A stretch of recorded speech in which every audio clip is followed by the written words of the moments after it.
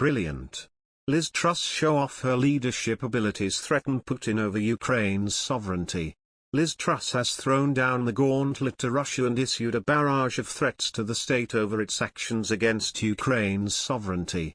Amid the escalating tensions between the West and Russia, Ms. Truss confirmed she is now working with international partners on a set of new sanctions.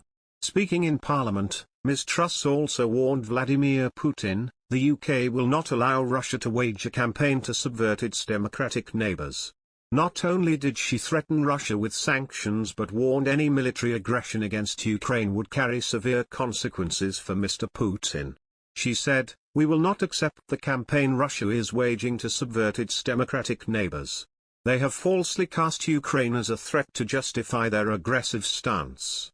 The UK is working with our partners on these sanctions, including high-impact measures targeting the Russian financial sector and individuals." The Ukrainian government estimates there are 100,000 Russian troops on the border.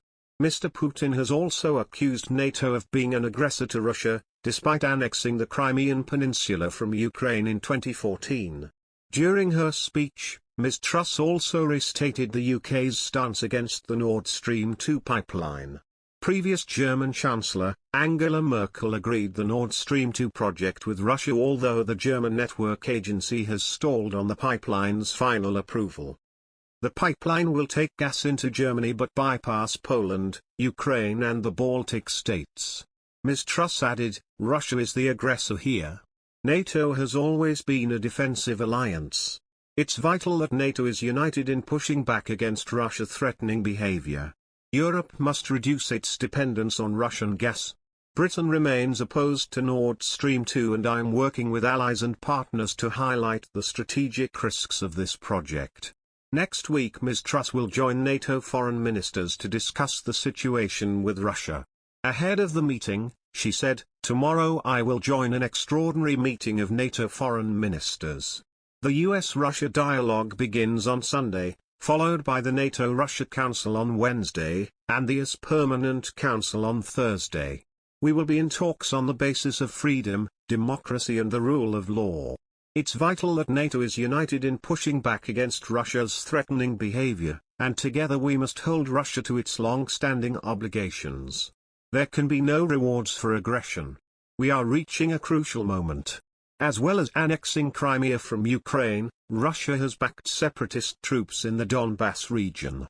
Truss was making a comment statement before a NATO foreign ministers meeting on Friday, a final conference among Western nations before they hold a string of meetings with Russia next week, including a bilateral meeting between the US and Russia on future security relations on Monday. Truss said these meetings were absolutely critical for peace and security in Europe, adding they were in her view about insisting Russia abide by its past commitments concerning Ukraine's sovereignty. Truss has been leading the calls in Europe to take a tough line with Russia, insisting it is vital that the West does not succumb to the false Russian narrative that NATO is an offensive alliance or a threat to Moscow.